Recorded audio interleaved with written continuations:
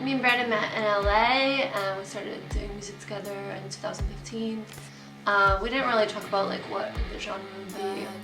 We just sort of liked the same music and liked it dirty and dark, and so yeah, Corlix came about in LA.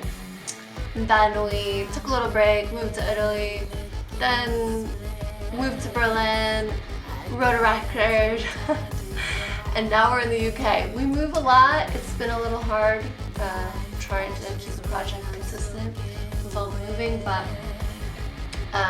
it also has given us a nice overall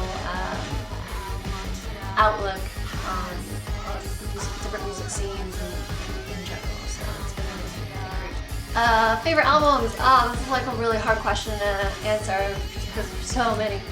But I guess Confessions of a Knife was my first industrial album that I just absolutely couldn't live without. I listened to that probably like a million times over and over, and I still love it to this day.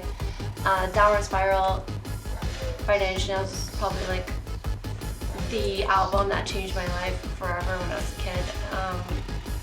Antichrist Superstar, I'm gonna go a little goth girl on that. That record still to this day holds up. Like, it's just one of the best dark rock records like of all time.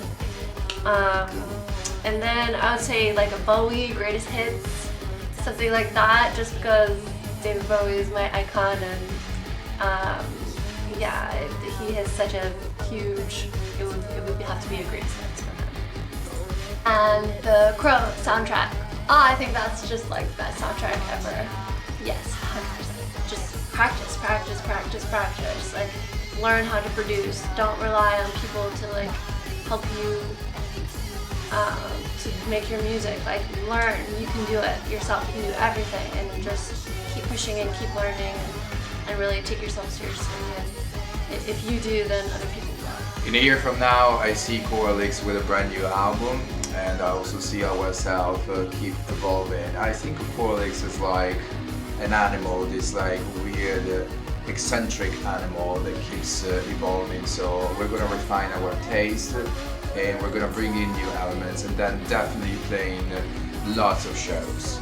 Everything is gonna be bigger, bigger, and bigger because we are insatiable. One of the used is basically a song about just like accepting your depression and just being like, alright, fuck it. Like, I'm a sad person, and I'm just gonna be a sad person. Like, I think sometimes you do sort of just have to accept that, and sometimes you can work on it, but sometimes you can't. Sometimes working on it and trying to be happy makes it even worse. So yeah, one of these is just being like, alright, I'm a piece of shit and I feel like shit, and that's Brandon's like my other half. We complete each other.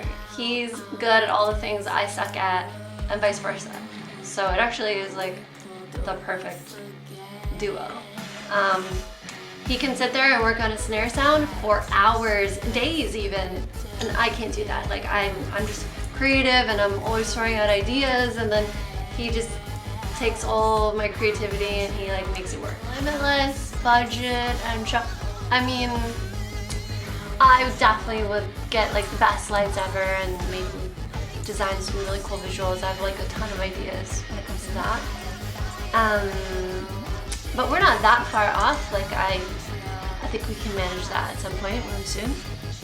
And then I guess my dream would be probably to open up for Nine Inch Nails, but